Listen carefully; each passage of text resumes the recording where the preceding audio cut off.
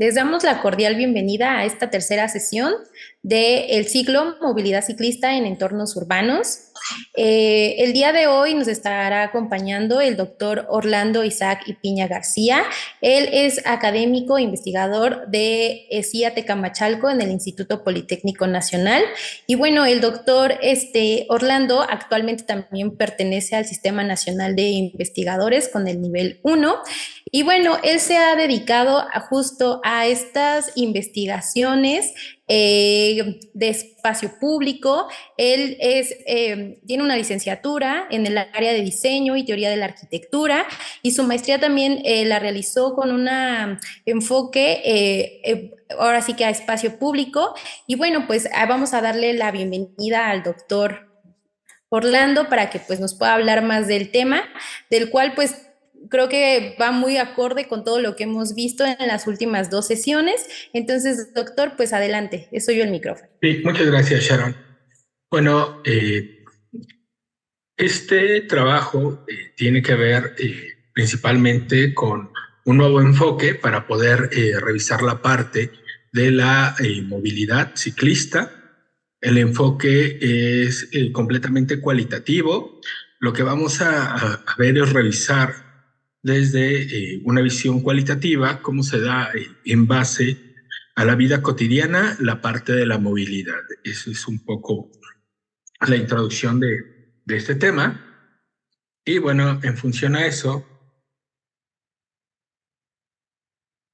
vamos trabajando. La investigación va a tener los siguientes puntos. Vamos a dar algunos datos que nos van a permitir ir contextualizando la situación del ciclismo en diferentes partes. Vamos a empezar en una escala mucho mayor, cómo se ve a nivel mundial, nacional, y luego nos bajamos a la zona metropolitana.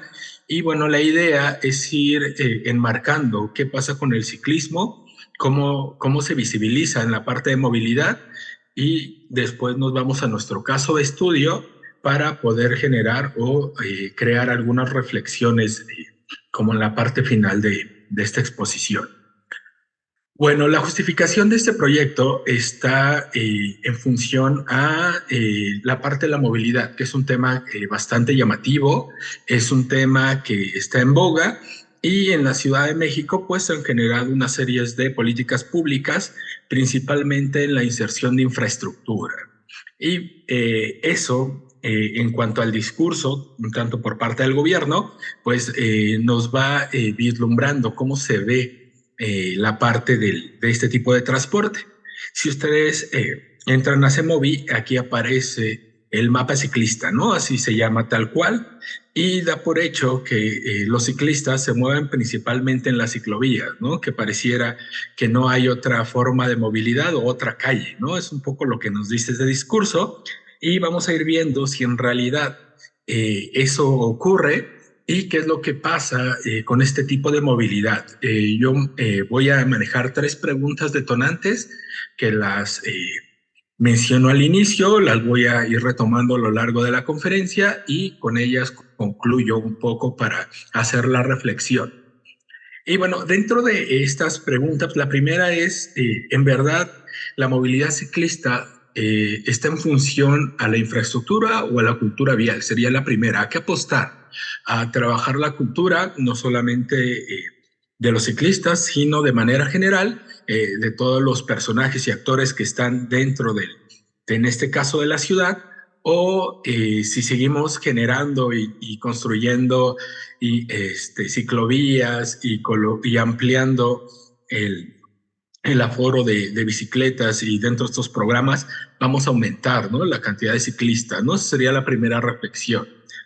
La segunda es que sí existe o sí podríamos contemplar la bicicleta como movilidad, como medio de transporte en la Ciudad de México. Entonces vamos a ir viendo algunas características tanto desde la parte geográfica como en la parte un poco social y económica, y qué tan factible es moverse en la Ciudad de México, tomando en cuenta el caso de estudio.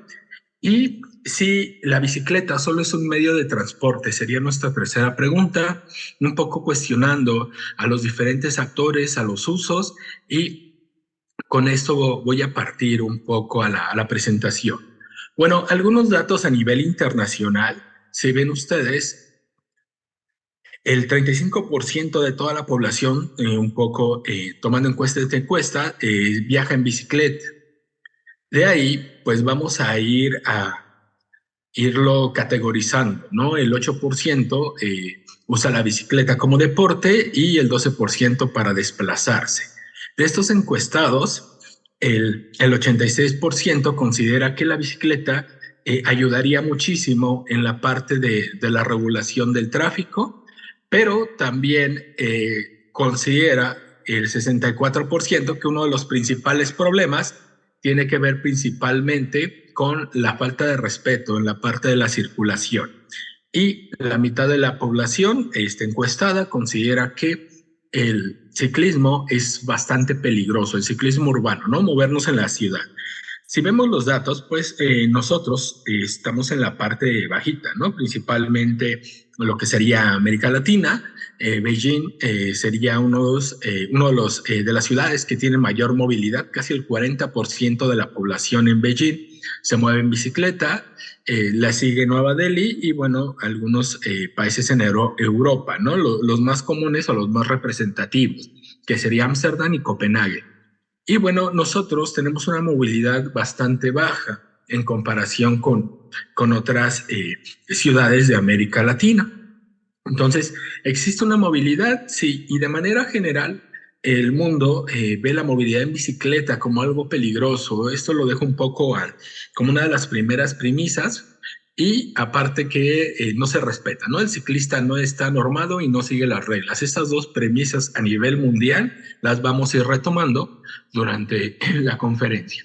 Bueno, según los datos de la Estrategia Nacional de Movilidad y Seguridad Vial que acaban de salir, creo que algo muy importante es lo que maneja en su artículo 4 y habla sobre que todas las personas tenemos derecho a la movilidad, ¿no? Entonces, me gusta ese término. Normalmente trabajamos el derecho a la ciudad, pero también ya un poquito más acotado, trabajamos sobre el derecho a la movilidad en condiciones de seguridad vial, accesibilidad, eficiencia, sostenibilidad, calidad, inclusión e igualdad.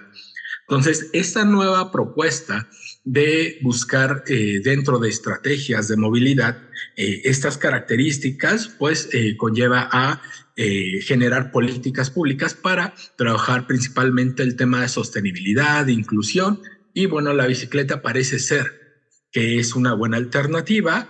Y bueno, los datos no nos ayudan mucho. En manera general, en todo México, solamente el 0.8% de la población que estudia se mueve en bicicleta y el 4.9% de la población utiliza la bicicleta para ir al trabajo. Y si ustedes ven el mapa que tenemos del lado derecho, es el mapa que representa la población en el 2020 que se movía en bicicleta, y pues la Ciudad de México o en la zona conurbada, que sería la Ciudad de México y parte del Estado de México, pues no pinta mucho, ¿no? Tenemos mayor movilidad principalmente en Yucatán, en Guanajuato y, bueno, un poco en la parte central. Jalisco en general va a tener una mejor movilidad.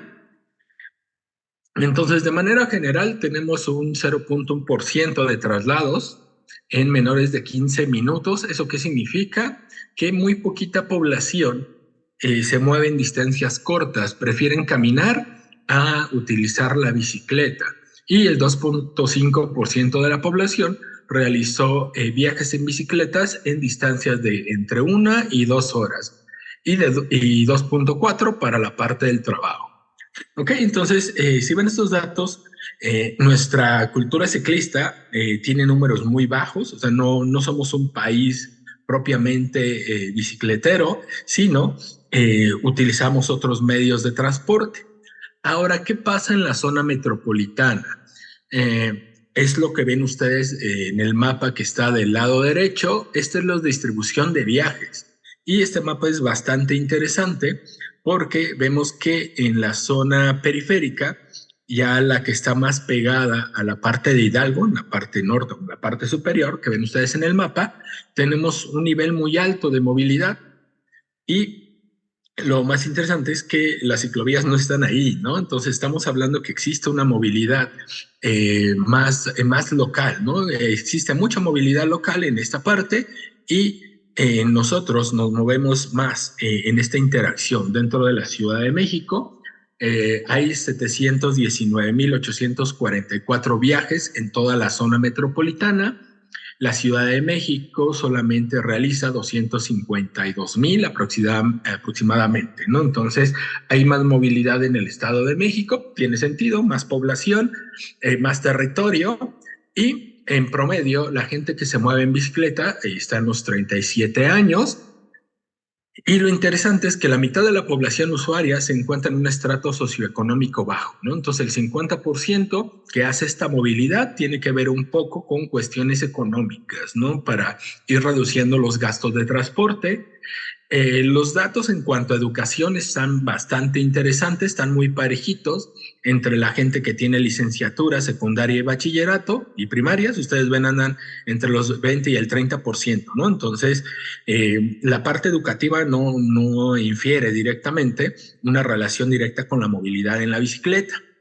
El principal motivo por la cual se mueve la población en bicicleta tiene que ver con el trabajo, casi el 60%.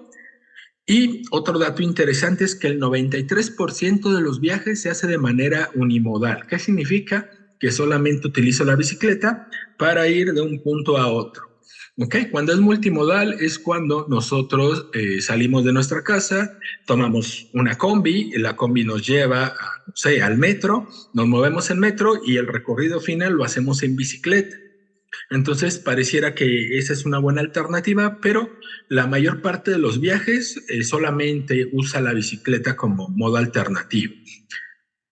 En la Ciudad de México tenemos traslados de media hora, 27 minutos, y en la zona conurbada la gente que viene a la Ciudad de México tarda casi una hora en moverse.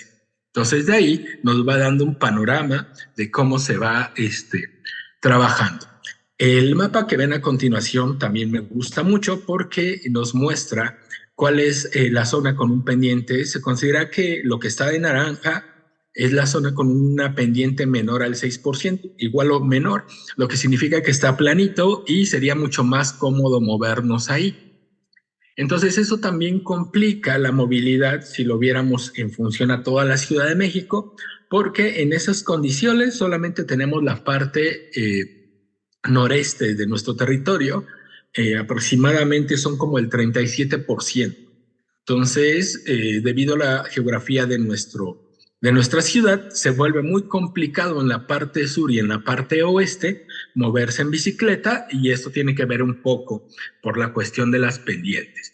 Ahora, SEDEMA lo que está buscando dentro de esta lógica es implementar una estrategia de movilidad y la idea es mejorar la calidad de vida y generar esto que llamamos una ciudad sustentable. Eso es lo que la visión que tiene SEDEMA en este punto de las estrategias, y de ahí pues se construye esta investigación en función a ver qué tan complicado sería mejorar la calidad de vida y llegar a estas metas, ¿no? Entonces, ellos calculan que en el 2007 hubo 100,000 viajes, esto equivale al 1% de todos los viajes de la ciudad, y lo que ellos esperan es que se logren subir al 5%, ¿no? Ellos esperan por estas fechas lograr llegar a los 500,000 viajes.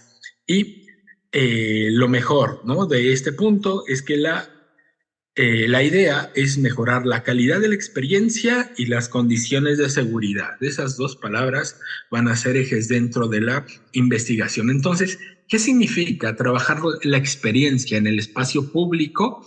Bueno, entonces nos vamos directamente a dos ejes teóricos que son los que guían esta investigación.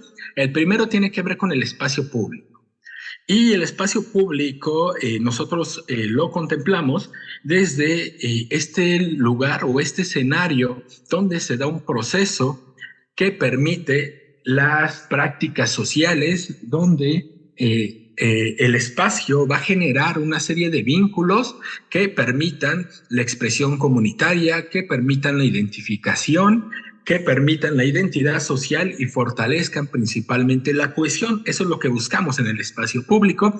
Obviamente, al ser un lugar de encuentro de diferentes culturas, un lugar intercultural, muchas veces se generan conflictos al momento de la apropiación y, bueno, posteriormente o en algunos casos, pues hay un conflicto sobre el espacio público, ¿no? Tendemos a pelearnos el espacio público para poder ejercer algún elemento de poder de un grupo favorecido principalmente, ¿no?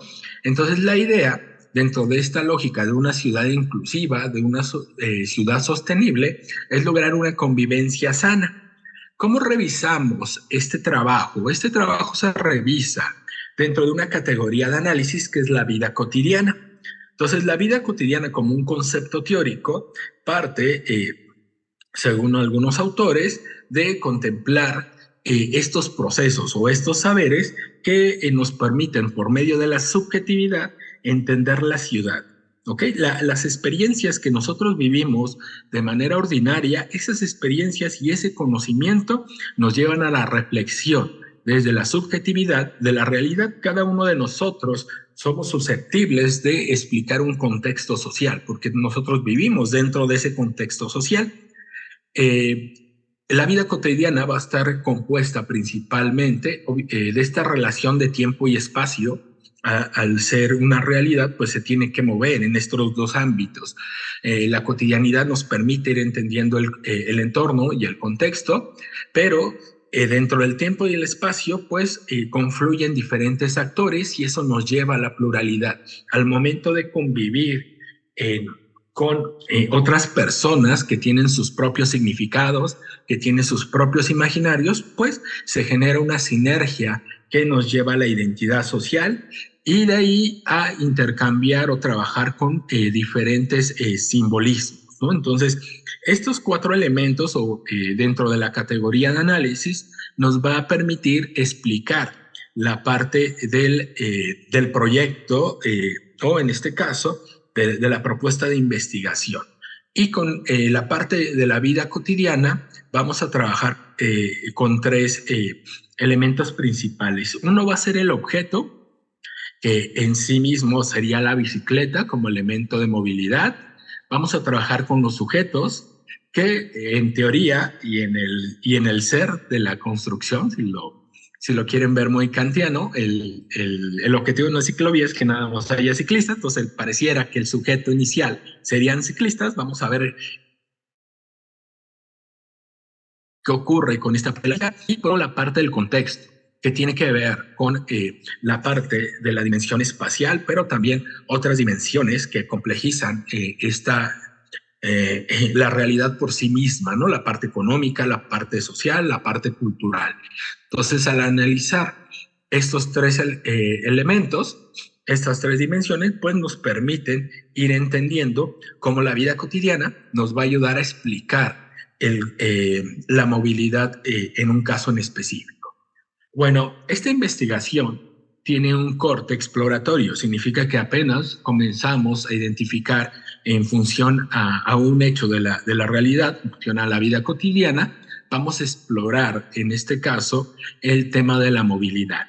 De ahí vamos a utilizar un método que se llama etnográfico experimental. Es un método que en función a insertarte directamente en el caso de estudio, al volverte partícipe del proceso de la investigación y al momento de sistematizarlo, controlar algunas variables, que lo vamos a ver ahorita, pues tú vas a permitir darle voz a varias personas que participan dentro de este proceso y nos ayudan a explicar. ¿Ok? Entonces, algunos autores como Marcus o Dumont le llaman a que el objetivo sería consignar la polifonía de los actores, ¿no? A ayudar a verlo no tan desde la parte de la objetividad, sino permitir que todos los actores involucrados, por medio de herramientas cualitativas, entrevistas, encuestas, participaciones, fotogramas, nos permitan entender diferentes realidades de este proceso. De ahí un poco el corte. El enfoque fue múltiple con técnica de triangulación. ¿Qué significa esto? que trabajamos algunos datos desde la parte cuantitativa por medio de un aforo, los cruzamos con datos cualitativos y de ahí nos permite dar un poco más en forma este panorama de lo que nos permite explicar, ¿no? La parte de la vida cotidiana. ¿Qué técnicas se utilizaron para esta investigación? Se realizaron aforos durante el recorrido para ir mapeando actores, se mapearon también personajes por género y tomamos algunos datos, principalmente en cuanto al uso del casco y a los sistemas de seguridad. También en los recorridos hicimos una observación participante donde se empezó a analizar la parte o la relación que tenemos con el caso de estudio, con los actores. Entramos directamente al área de investigación y señalamos el entorno y ubicamos las realidades. Las realidades se trabajaron principalmente desde un análisis sensoperceptivo, que significa que trabajamos principalmente la forma en que nuestros sentidos nos ayudan a poder entender la realidad, ¿no? La observación participante nos da una herramienta que sería ver y observar la realidad, pero en este momento le anexamos otras formas de percibirla que tiene que ver con el oído, que tiene que ver con el olfato, con nuestra misma piel. Y bueno, este compendio pues, nos ayuda a mejorar y a trabajar el concepto de la experiencia, cómo se vive en función a todos nuestros sentidos el viajar en bicicleta. Trabajamos encuestas y por último entrevistas fugaces, porque pues así se plantea el problema de la movilidad, es que no podemos detenernos a platicar porque la mayoría va ya sea a trabajar o va a la escuela, entonces tiene otras actividades, entonces debe ser preguntas muy cortas, deben ser entrevistas de una, máximo 2 preguntas. Muchas veces las preguntas se van realizando a la misma velocidad, se emparejan las bicicletas y eso permite una plática muy cortitita, por eso le llamamos entrevistas fugaces. Bueno, les platico un poco el área de estudio. Es este de aquí, se realizó durante todo un año, se mapearon los recorridos que se hacían en horarios específicos en función a un recorrido laboral. Entonces, en la parte de arriba, de color azul, vas a tener el centro histórico. Salimos de la parte del perímetro B del centro histórico, del lado de la Venustiano Carranza, muy cerca del Archivo General de la Nación. Y bueno, atravesamos el centro histórico, llegamos al perímetro B, al límite de Valderas, y de ahí tenemos como el bloque mucho más grande que tiene que ver con la parte de la colonia Roma, un poco, y ya después agarramos todo Insurgente Sur hasta llegar a la parte de la Álvaro Obregón, ¿no? Entonces, el recorrido son 13.70 kilómetros. Pasamos por 4 delegaciones, la Venustiano Carranza, la Cuauhtémoc, la Benito Juárez y la Álvaro Obregón. El centro histórico, si bien es un recorrido chiquitito de 4.10 kilómetros, el más grande es el de la colonia Roma, hasta Insurgente Sur. Este trayecto se realiza en 60 minutos debido a la pendiente propia. Se hace en 60 minutos si vamos del centro hacia Insurgente Sur, y si venimos de regreso, que la pendiente nos es favorable, pues le ganamos 7 minutos, ¿no? Si ustedes ven la velocidad y el tiempo van a estar muy relacionados. Cuando vamos de subida, vamos un poquito más lento, 14 kilómetros por hora, y cuando la pendiente a nuestro favor son 15 kilómetros, ¿no? No es una pendiente muy pronunciada, estamos hablando de un 3%, entonces esto permite que sea una movilidad bastante cómoda. Bueno, vamos a empezar a trabajar la parte del objeto, y creo que esto es importante porque cuando hablamos de movilidad ciclista, pues vemos como que la bicicleta es igual en todos los sentidos, y no es así, ¿no? Entonces tenemos diferentes tipos de bicicleta. Las más comunes que van a encontrar ustedes va a ser la de la bicicleta montaña, la urbana, que tiene que ver con algunos elementos para cargar, ¿no? Ya sea la canasta o o el apoyo en la parte de atrás, la Bimex, y bueno, para los que se mueven mucho más rápidos, tenemos la de ruta, y algo muy común que está proliferando es la plegable, porque tiene la posibilidad de doblarla y ustedes la pueden subir a un auto o al transporte, ¿no? Eso sí está permitido. ¿Qué es una bicicleta? Pues es este vehículo no motorizado donde nosotros servimos para poderla mover, ¿no? A través de pedales, y muchas veces hay bicicletas que van a tener un motor eléctrico, ¿no? Para que sea un medio de transporte mucho más cómodo. Y esta forma de movernos toma como un límite los 25 kilómetros por hora, ¿no? Entonces, este es como algo importante que tiene que ver que la velocidad va conteniendo. Pues aquí en la parte de abajo también un acercamiento al costo de una bicicleta. Una bicicleta profesional vale casi lo mismo que un automóvil. Hay bicicletas que llegan a valer, la bicicleta más cara vale 500,000 pesos, ¿no? Pero tenemos bicicletas que están entre los 200,000 y los 500,000 pesos. Es una bicicleta profesional.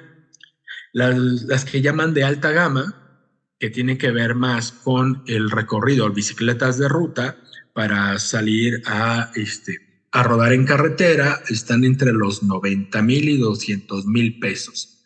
Una gama media está entre 30,000 y 90,000 pesos, y una gama baja son entre 6,000 y 30,000 pesos. Entonces, invertir en una bicicleta, si ustedes ven, no es tan económico y tiene que ver mucho con el tipo de actividad que vas a realizar con esta bicicleta. El costo también es importante cuando analizamos la parte contextual, ¿no? Pero esto es un poco el objeto que vamos a trabajar. El experimento que realizamos, esta parte de la etnografía, utilizó una bicicleta con estas características. El experimento duró de marzo del 2022 a marzo del 2023. Utilizamos una bicicleta de montaña, el marco es de aluminio, eso permite que sea mucho más ligera, la rodada es 26 y tiene 21 velocidades. Se mapearon, o los recorridos que se realizaron fueron de martes a viernes por cuestiones laborales, y al día se recorrían principalmente 27.4 kilómetros, y esto nos lleva a la semana 109 kilómetros. Luego tenemos que al año nosotros recorrimos 5,260 kilómetros. Entonces, fue una movilidad constante. Durante los trayectos se fueron mapeando diferentes aspectos y principalmente nos centramos en la parte de la experiencia. Ahora, algo importante para medir es que las bicicletas no tienen la misma velocidad. Eso tiene que ver principalmente con el ciclista. Ya vimos que el ciclista es el que genera la fuerza, y vamos a tener diferentes velocidades que van a convivir dentro de la calle. Ok, entonces, más o menos para que se vayan ubicando ustedes en cuanto a esta relación, tenemos que en el paseo dominical vamos a tener bicicletas que se van a mover entre 8 a 12 kilómetros por hora. Esa es como la velocidad. Un principiante o una persona que no tiene mucha movilidad se va entre 10 a 15 kilómetros. La movilidad urbana está categorizada entre los 15 y 20, una movilidad media entre los 20 y 25, si ven todavía entramos en los números que nos marca el reglamento de tránsito, pero ya un profesional, alguien que trabaja directamente o es un deportista de alto rendimiento, puede llegar a alcanzar hasta los 30. Y en carretera muchos alcanzan 45 y un poquito más arriba las velocidades. Entonces, la bicicleta va a ir a varias velocidades, y tenemos ciclistas que van dentro o en función a estas velocidades. Entonces, esa sería la movilidad si habláramos solamente de ciclistas, pero la ciudad no solamente se compone dentro de estos actores, sino hay otra vertiente dentro del reglamento que se llaman los vehículos no motorizados. Entonces, ahí entran vehículos muchas veces eléctricos que no tienen motor, pero van a también a convivir dentro de este espacio público que es la calle o las ciclovías, ¿no? Entonces, también nos vamos a encontrar con scooter. Va a haber diferentes modelos y marcas, pero si ven ustedes, el scooter tiene algunos 3 velocidades, que va de 0 a 8 kilómetros, de 8 a 12 o de 12 a 23. También ustedes se van a encontrar en las ciclovías o en la calle, gente que se mueve en este vehículo, que es el scooter, que usa la parte eléctrica. Lo diferencia un poco al patín del diablo. Un scooter es un patín del diablo, pero el otro es manual, ¿no? Así con el piecito pueden alcanzar, alguien con buena pierna puede llegar hasta los 20 kilómetros por hora. También encontramos principalmente en la ciclovía, que se vuelve un carril un poco más de confianza, gente que se mueve en patineta y logra alcanzar, en patineta puedes llegar a alcanzar 25 kilómetros cuando no tenemos una gran pendiente. Los patines, ahí había un poco la reflexión si entraría como parte de esta lógica de movilidad. Se podría considerar el patín algún vehículo o no, porque en realidad se coloca, pero también nos encontramos gente con patines que también alcanza a llegar a esa velocidad. Y por último, tenemos el triciclo. El triciclo va a ser también algo muy importante dentro de la movilidad ciclista, porque ellos también se mueven dentro de las ciclovías, también se mueven del lado derecho de la calle, y bueno, esta velocidad va a ir variando en función a lo que carga, ¿no? La mercancía va generando que la velocidad sea diferenciada. Bueno, ahora tenemos aquí una duda que queda un poco a la reflexión. ¿Qué pasa con este vehículo que todavía no está reglamentado, ¿no? En algunos lados lo encontramos como motobici a otros le llaman motopatineta, y tiene que ver con este vehículo que logra alcanzar más de los 25 kilómetros que quedan como limitados a la parte de vehículo no motorizado. Es eléctrico, pero tiene una velocidad mucho mayor que los demás vehículos que vimos. Y bueno, este vehículo normalmente también comparte la ciclovía y comparte, digamos, esta movilidad. Entonces, siguiendo un poco algunos de los conceptos, dice que el vehículo no motorizado es aquellos vehículos que utilizan tracción humana, pedaleo asistido o propulsión eléctrica. Entonces, funciona esos puntos y entraría, pero el desplazamiento debe tener una velocidad máxima de 25, entonces ya se contrapone, ¿no? Digamos, la definición de vehículo no motorizado, y técnicamente estos vehículos deberían ir en los carriles normales, cosa que se me hace muy complicado y muy peligroso, porque en realidad es mucho más chaparrita que una motocicleta o motoneta normal, y entonces eso generaría un problema, ¿no? Entonces tenemos aquí un vehículo no contemplado, pero que ya está en circulación y ya es de manera cotidiana, principalmente en el centro histórico. Ahora, no solamente vamos a ver el objeto, ya identificamos el objeto dentro de la vida cotidiana. Ya vimos que no solamente hay ciclistas en esta movilidad, sino los vehículos no motorizados comparten parte de la infraestructura que se ha diseñado para los ciclistas, que tiene que ver con la ciclovía. Ahora, ¿cómo dividimos los usuarios? Vamos a tener a los ciclistas. Normalmente, cuando se hacen estos estudios o los estudios cuantitativos, se hacen en función a una movilidad origen-destino. ¿Qué significa esto? Que contemplamos esta movilidad en función a salir de algún lugar, que sería el origen, y llegar a un destino. Este destino tiene que ver con cuestiones laborables, con cuestiones de educación, pero también podrían ver con cuestiones de entretenimiento o cuestiones deportivas. Entonces, cuando nos trasladamos de un punto A o un punto B, tenemos este tipo de movilidad, que es la que normalmente se mapea. Entonces, en esta movilidad tenemos algunos deportistas de alto rendimiento que salen en entrenamiento, salen de un punto y digamos que su objetivo es solamente rodar hasta llegar a otra parte de la ciudad. Lo mismo pasa con ciclistas que hacen un paseo recreativo. Normalmente lo que vemos el fin de semana, pero entre semana es bastante común los recorridos en el centro histórico y en la colonia Roma, donde hay un conjunto de ciclistas que van paseando por la ciudad, encontrando zonas como representativas.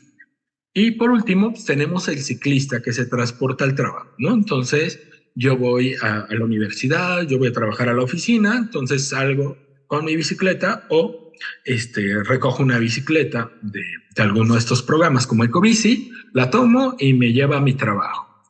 Pero, ¿qué pasa cuando tenemos otro tipo de movilidad?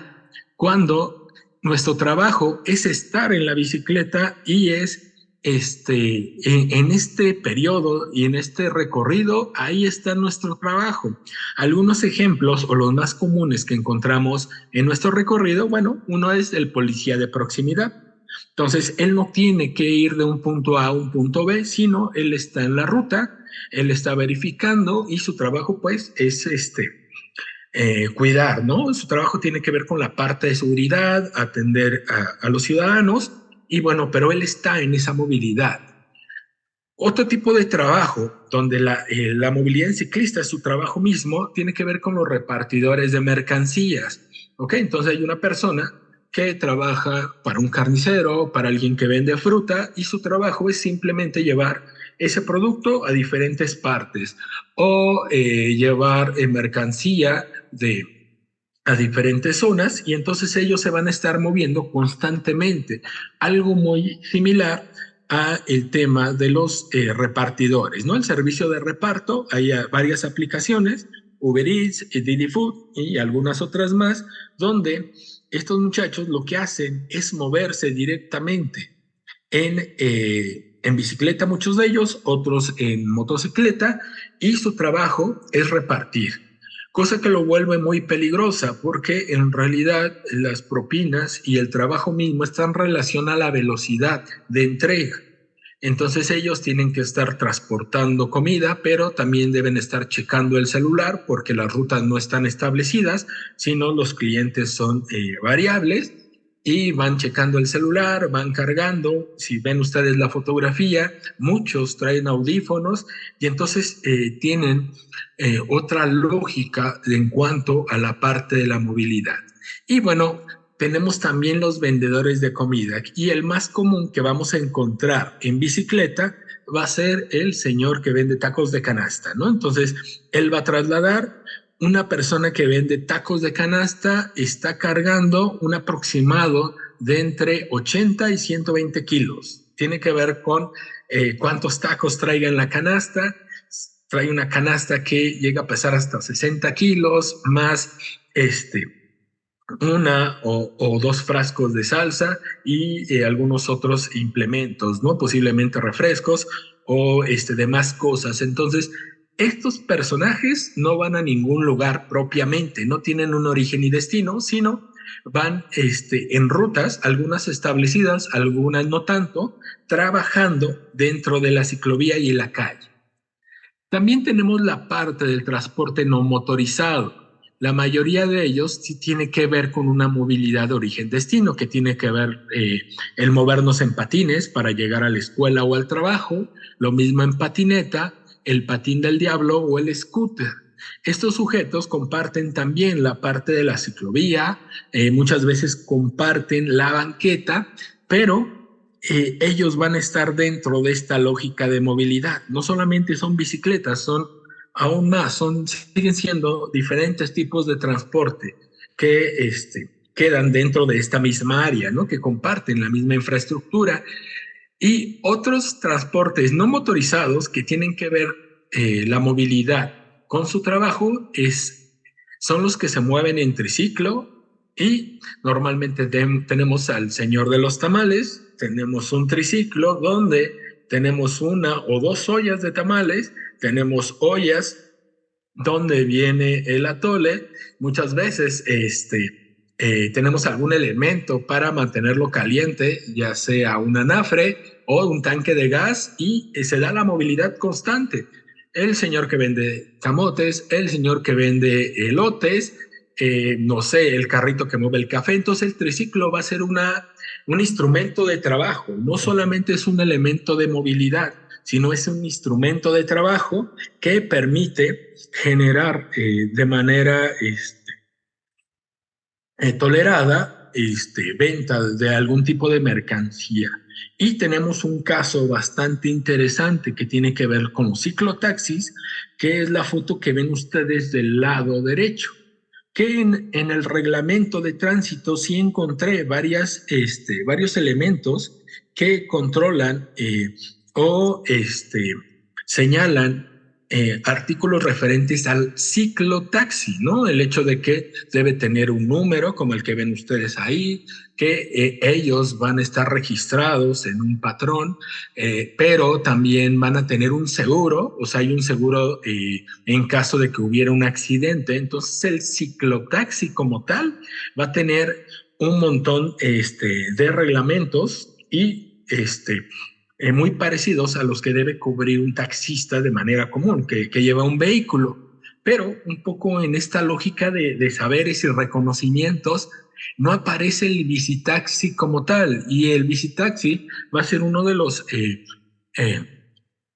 transportes que ya se encuentra en el centro histórico principalmente, pero que se encuentran en esta lógica de una movilidad irregular, donde no hay un seguro, no hay un registro, no hay un padrón. Entonces no cumplen la norma, no sabemos si porque no están dentro de la norma, o sea, hay una especie de tolerancia dentro de esta lógica, pero el ciclotaxi sí tiene que cumplir, ¿no? Entonces nos encontramos con estos transportes que parecen o son muy parecidos, o pensaremos nosotros que es el mismo, pero difiere en función a la normativa. Ahora, otro tipo de transporte que no debería utilizar, pero nos encontramos constantemente, tiene que ver con los motociclistas, que cuando hay tráfico, el carril de la ciclovía la utilizan para poder rebasar esa parte del tráfico y ubicarse en la línea que se encuentra antes de las cebras para el cambio de semáforo, ¿no? Entonces, algo así bastante común, vamos a encontrar a motociclistas que se van a mover en la ciclovía. Otro problema tiene que ver con los taxis y el servicio de transporte, donde, si ustedes ven, vamos a tener algunas cebras verdes. Estas cebras van a servir principalmente para el ascenso-descenso, para poder entrar a edificios, y bueno, tenemos que compartir parte de estos servicios. Algunas veces estos taxistas y estos transportistas pues te van a dejar en medio, ¿no? Sin tomar en cuenta eso y terminas esquivando, ¿no? Dentro de la ciclovía. Otro problema que se presenta principalmente es que tenemos que dar servicio o entrega de servicios y mercancías a los diferentes locales que se ubican sobre la ciclovía. Entonces, el transporte de carga tiene que ocupar de manera parcial o, en el caso que ven ustedes, subirse a la banqueta para repartir, ¿no? La idea un poco tanto de taxis o como el transporte de carga, en teoría es que utilizaran las calles aledañas, ¿no? Circulaciones secundarias, y que la mercancía se repartiera en el camino, cosa que no ocurre de manera común. Lo mismo pasa con los camiones de valores, ¿no? Que ellos se deben ubicar enfrente de los bancos o en los lugares donde se recoja el dinero, pues ocupan la parte de la ciclovía. Todos estos actores van a confluir en un mismo espacio que normalmente sería la ciclovía de manera común, tomando en cuenta la infraestructura, pero estos usuarios van a hacer una convivencia constante dentro de esta lógica que tiene que ver con la movilidad. Ok, ¿qué pasa con los tipos de usuarios? Es que tenemos a otros usuarios, ¿no? Que no tienen que ver ni con el transporte motorizado ni con los ciclistas, y tiene que ver con, en algunos casos, con los peatones. Vamos a encontrar en el recorrido, principalmente en la Narvarte, cerca del Parque Hundido, vamos a encontrar mucha gente que sale a correr y corre sobre la ciclovía. Entonces, es otro actor más que está dentro de ahí.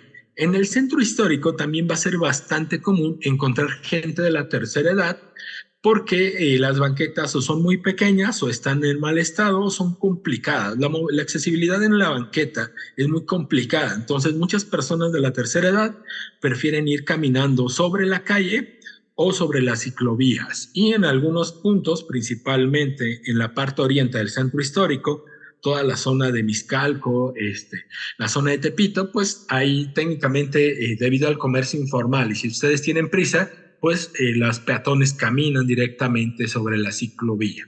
Entonces vamos a tener esta situación. Cuando hay un semáforo, la gente se va ubicando sobre la ciclovía, ya no sobre la banqueta, para poderle ganar o adelantarse en el semáforo, y eso evita la continuidad, ¿no? Al momento de ser ciclista, ya que se genera un nodo, ¿no? Ya no se puede pasar en un sentido. También va a ser bastante común que los comerciantes informales utilicen la ciclovía como extensión de su local para la ubicación de algún parte de sus productos, para generar un área de limpieza. Entonces ellos tienen su puesto, un local posiblemente establecido, y bueno, vamos a ir utilizando estas zonas como parte de. En el centro histórico tenemos otro actor importante que serían los diableros. Y bueno, por seguridad muchos de ellos se meten en la parte de la ciclovía para transportar la mercancía y pues no correr tanto peligro, aunque los diableros también entran al Metrobús, calle, ellos se mueven. Y aquí lo importante, debido a las velocidades del centro, es repartir mercancía. Entonces un buen diablero es el que logra llevar lo más rápido posible esta movilidad de objetos, ¿no? Y bueno, tenemos este autobús de turismo que me llama mucho la atención, se encuentra en la ruta estudiada, y de manera ordinaria siempre se para en esta zona, que estaríamos enfrente del hemiciclo a Juárez. Y bueno, pues también es complicado porque tiene que haber una persona que esté deteniendo el tránsito para el ascenso y descenso. Entonces se vuelve bastante común. Lo que es interesante es que como menos de 20 metros antes de esta parada hay una bahía donde el autobús cabe perfectamente y ahí podría estacionarse, pero prefiere esta zona, ¿no? Se vuelve como más icónica. Ahora, al tener tantos sujetos y al tener diferentes actores, pues empezamos a tener conflictos, principalmente por la apropiación del espacio. Entonces, estos conflictos pues generan un problema de convivencia. ¿Cuáles son los problemas principales? Uno es el uso de la ciclovía, ¿no? Por transporte motorizado. Damos por hecho que el transporte no motorizado, la bicicleta, tienen que convivir. Entonces, cuando anexamos aparte motocicletas, cuando obstruimos con un automóvil, cuando tenemos corredores, pues se vuelve mucho más complicado. Tenemos ciclistas que no respetan los reglamentos, van en sentido contrario. Tenemos peatones que se cruzan a media calle, no utilizan las cebras, no respetan el ciclo del semáforo. Estos peatones también caminan, trotan y utilizan la ciclovía. También tenemos a los vehículos motorizados que no dan preferencia. Recuerden que tenemos la pirámide de movilidad, y en teoría tendríamos la preferencia de peatones y ciclistas en la parte superior, pero no se da, ¿no? De manera común.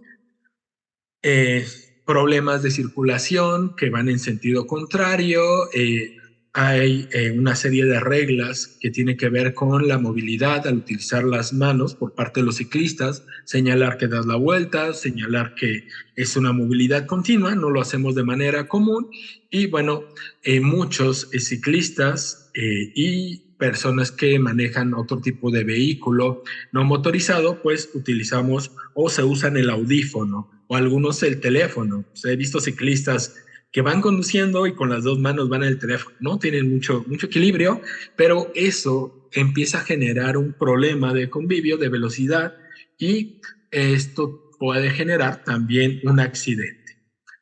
Ahora, en esta parte, del lado izquierdo ustedes ven, imagino, si han tocado el tema de movilidad, obviamente debemos conocer e identificar esta pirámide, donde la idea es que la prioridad sean los peatones y los ciclistas. Pero a mí me viene esta pregunta: si en la parte de arriba de la pirámide tenemos a los peatones y a los ciclistas, ellos son estos dos grupos, estos dos actores, no tiene ningún tipo de obligación, salvo la moral de respetar el reglamento. ¿Qué significa esto? Que no hay ningún tipo de multa, no te pueden detener por romper las leyes del reglamento. Entonces, esto se vuelve complicado, no hay una infracción directa. O sea, un ciclista puede estar sobre la bicicleta, puede ir en sentido contrario, puede pasarse un semáforo y lo único que puede ocurrir es que haya una amonestación verbal según el reglamento. No puede pasar nada más. En caso de que un ciclista llegara a atropellar a un peatón, puede pedir auxilio a un policía y se presenta a un juez cívico, porque pues, hay un choque. Solamente si el peatón lo solicita directamente y ya van directamente, que sería o se tomaría como parte de una agresión física, ¿no? Sería esta parte. Pero tanto peatones como ciclistas, en función de este reglamento, no tienen ningún tipo de infracción. Entonces, esto genera una duda principal en la parte de movilidad. Si le estamos dando preferencia a este grupo y este grupo no conoce, desconoce o no le importa seguir el reglamento, entonces vamos a tener un problema de movilidad que no tiene nada que ver con cuestiones de equipamiento e infraestructura. Tiene algo que ver con la parte cultural, que sería el elemento principal para mejorar la parte de movilidad. Hay todo un caso, cuando empecé la investigación no sabía que era tan complicado la parte de la obligatoriedad del uso de casco. O sea, el mundo está dividido en varios bloques. Muchos países consideran que no es necesario la utilización del casco, o sea, no es importante,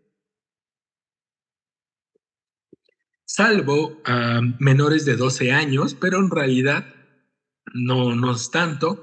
Estos son algunos de los países que consideran que sí es obligatorio y las multas que se pagan en función a su país, un poco las pasé a pesos mexicanos para dar una idea. España sería uno de los países más estrictos en cuanto al uso del casco, que serían como 3,760, y bueno, Argentina sería una multa de 85 pesos.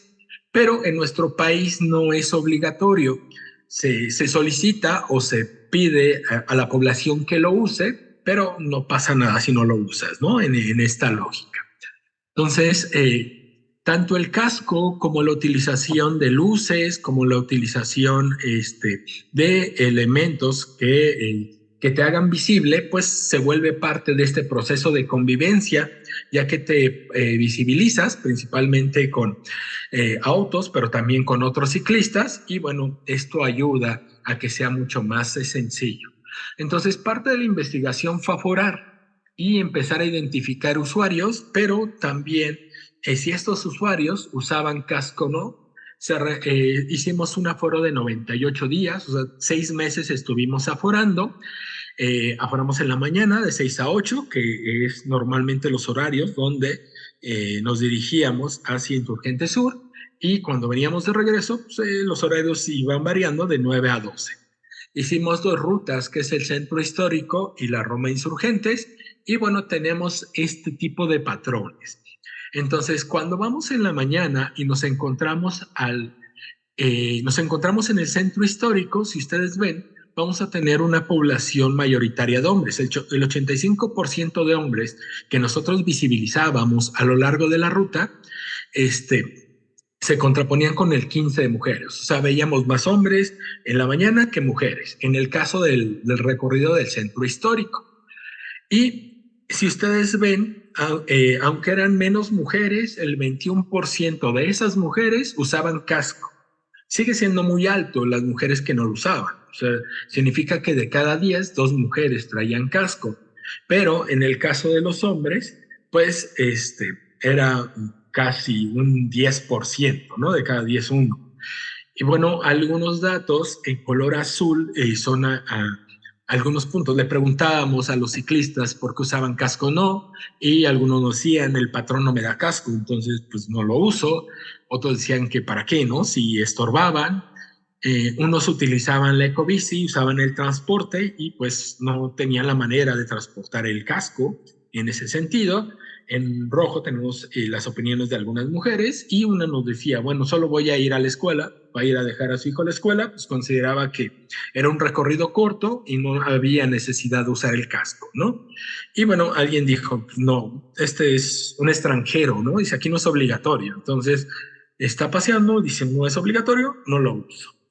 Cuando estamos igual en la mañana, si ven, aumenta el aforo, vamos a tener más personas, pero aquí va a estar más equitativo, ¿no? Entonces, en la Roma y en Insurgentes, el 60% es hombre, el 40% mujeres, ya está mucho más equilibrado. En esta parte de la ciudad aumenta también el porcentaje que usa casco, estamos al 25%, entonces no es tan bajo, tampoco es tan alto, ¿no? Tan representativo, pero esto nos va dando algún panorama. Y bueno, ¿qué nos dicen las personas de acá? Uno dice, no tengo dónde dejarlo y una vez le robaron su casco en la oficina, por eso ya no lo lleva. Algunos consideran que la movilidad corta, así me muevo en bici en la Condesa y en la Roma, entonces no requiero casco porque no salgo a grandes avenidas, yo lo leo, lo interpreto un poco así. Una muchacha nos dice, bueno, uso el casco cuando voy al gym, pero un problema de usar el casco es que cuando ya estás peinada o cuando tienes el pelo húmedo o traes una coleta, pues no te cabe la cola de caballo, la coleta adentro del casco, ¿no? Y se vuelve muy incómodo, ¿no? Entonces, hay una serie de argumentos que permiten, ¿no? Ya cuando vamos de regreso, en el centro histórico, de 9 a 12, si ven ustedes, casi toda la movilidad van a ser de hombres. Vamos a tener gente que va a estar transportando principalmente mercancías. Entonces algunos dicen que moverse en el centro es más rápido en bicicleta, compras mercancía y haces traslados pequeños, ¿no? Otros consideran que el centro es peligroso, ¿no? Porque a mucha gente no le importa, ¿no? Entonces todo el mundo va en diferentes direcciones, entonces debes estar muy abusado para poderte mover. Y bueno, algunos usan la bicicleta principalmente para recorridos en el paseo dominical. Si ven, aquí sigue siendo bajo el nivel de hombres que usan casco, las mujeres es mucho más alto, aunque sigue siendo números muy bajitos en comparación a toda la población encuestada.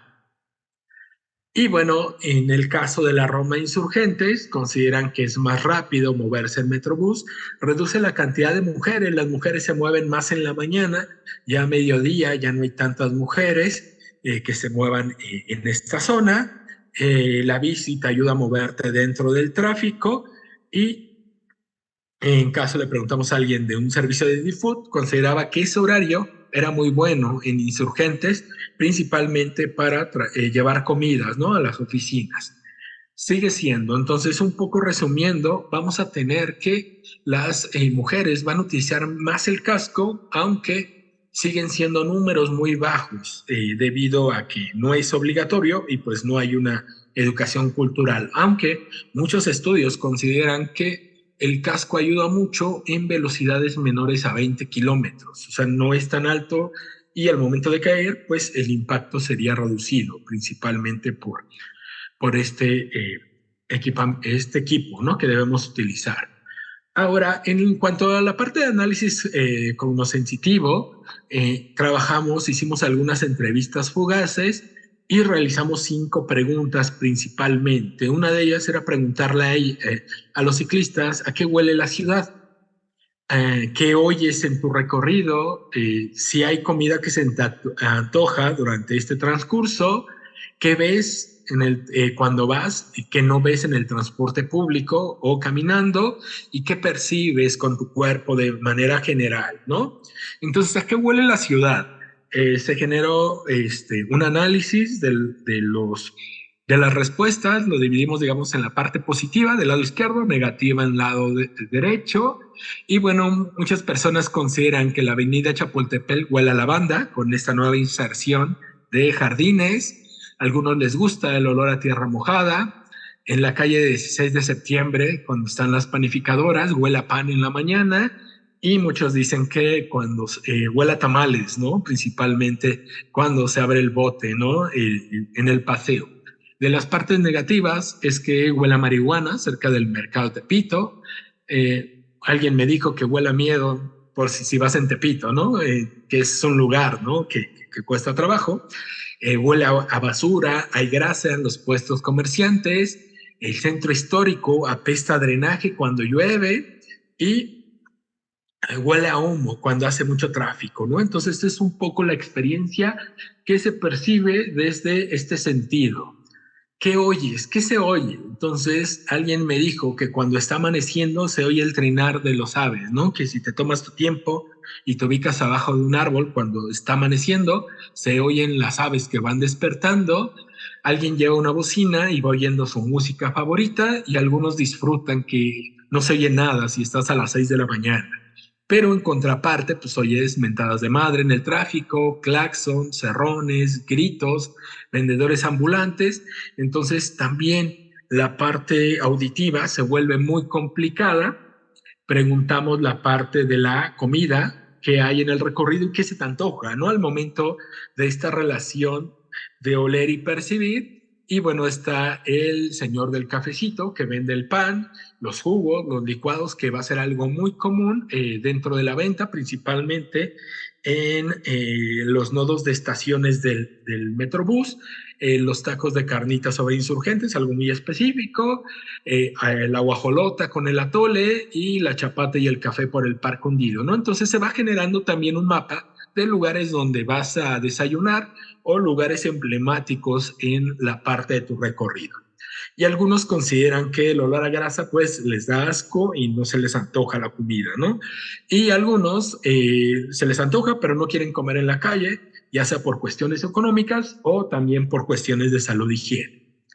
¿Qué ves? Entonces, de la parte positiva, dicen, yo veo gente atorada en el tráfico, ¿no? Veo automovilistas en el tráfico, veo gente apachurrada en el metrobús y algunos ven abejas y flores, ¿no? Eso le llamó mucho la atención, que a la velocidad de la bicicleta, al momento de trasladarte, tienes la oportunidad en los semáforos de tomarte un tiempo y ver la naturaleza y estos procesos de convivencia, ¿no? La posibilidad de que otros ciclistas te saluden y ir generando relaciones sociales.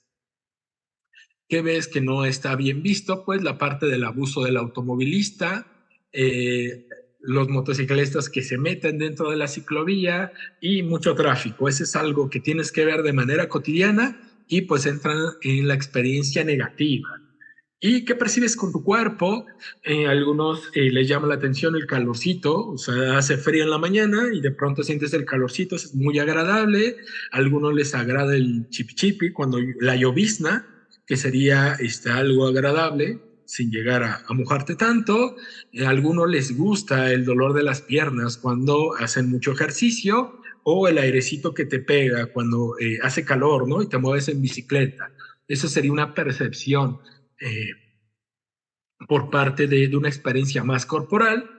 Y bueno, esta parte también es interesante y tiene que ver con una cuestión de miedo, que es el dolor o cuando se encoge el estómago, principalmente por miedo, ya sea que alguien se te cierre, te eche en el auto, y te vayas a atropellar o te vayan a atropellar, ese dolor lo señalan mucho, ¿no? Que puede ser algo complicado. Obviamente, si te caes y te pegas por cualquier motivo, pues lo recibe el cuerpo y tienes el recuerdo y la referencia y obviamente que en algún momento te pegue o te choques directamente con algo. A lo mejor no te golpeas, pero sí estás expensa a que choques en algún momento o de manera leve con otro ciclista o te atores con la puerta de alguien que va bajando en un taxi. Entonces, esta forma de ir experimentando la ciudad y irlo referenciando a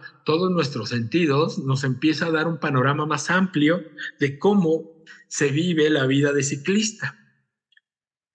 Y bueno, ¿qué pasa con el contexto? Todo lo que envuelve al ciclista como sujeto. Y bueno, uno de los problemas tiene que ver con esto. La ciclovía de Insurgentes es muy joven, es muy actual, se realiza como una de las medidas o alternativas de movilidad durante el periodo del COVID. Se empieza en septiembre del 2021 y para julio del 2023 la pintura termoplástica, que es lo que ven ustedes de color rojo, pues ya está maltratada en un montón de puntos, ¿no? Del recorrido. Ese sería uno de los principales problemas, que se ha ido moviendo, se ha ido maltratando, principalmente por los cambios de temperatura, y bueno, ya la infraestructura ya no está tan en buen estado. Vamos a encontrar el maltrato de los topes, esto principalmente por invasión, o sea, los saltan automóviles, autobuses, transportes de carga y se van desprendiendo los topes. El problema no es tanto el tope, sino que van a tener dos tornillos de sujeción, que el tope de plástico se pierde, pero los tornillos están ahí, ¿no? Y esto genera daños y ponchaduras a las bicicletas. Y en el recorrido se ubican 4 zonas de encharcamiento en el periodo de lluvias, que son muy grandes, o sea, el charco llega a abarcar completamente la ciclovía, y esto obliga a los ciclistas y a todos los sujetos que se mueven en transporte no motorizado o a invadir un carril del automóvil o subirse a la banqueta, ¿no? Entonces vamos a ir encontrando este problema desde la parte del espacio físico. Entonces, la calle también va a ser otra instancia donde nos vamos a mover. Nos encontramos con coladeras de tormenta abiertas o en mal estado. Eso significa que el metal ya está dañado o lastimado y eso afecta las llantas de la bicicleta, vidrios rotos, basura, baches, topes, hundimientos y en muchas zonas automóviles colocados en batería, ¿no? Entonces el automóvil que está parte en la banqueta, parte en la ciclovía, pues genera que se tengan que invadir carriles, ¿no? Y ahí vamos deteniendo tráfico y se va generando estos cuellos de botella. Okay. Y en el caso del centro histórico de manera particular, pues vamos a tener mucho comercio informal que afecta el tránsito en general, no solamente a los ciclistas. Bueno, en la parte contextual, un poco aquí viene la parte, ¿por qué les ponía la gama de bicicletas? El costo de las bicicletas.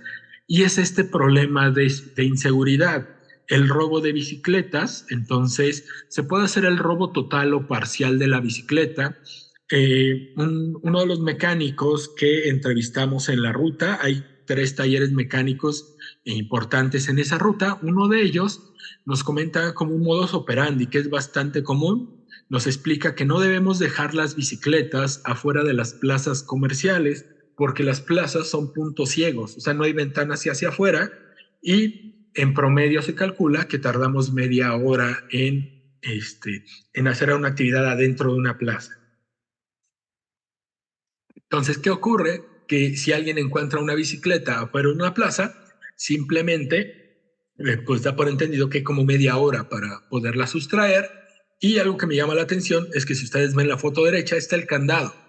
Entonces nos explicaban que en bicicletas que valen la pena robárselas todas, que tiene que ver un poco con el precio, una bicicleta de 15, 25 mil pesos, pues vale la pena el riesgo de llevártela. Lo que hacen es abrir el candado y dejarlo. ¿Por qué? Porque si te encuentran o te detiene la policía, tú puedes decir que es tu bicicleta, pero si te encuentran con el candado y el dueño de la bicicleta tiene la llave, podrían comprobarte que no es tuya, ¿no? Entonces, es una estrategia, por siempre van a encontrar estos candados aquí, porque es una manera de asegurar o hacer más difícil el trabajo del policía en este sentido, ¿ok?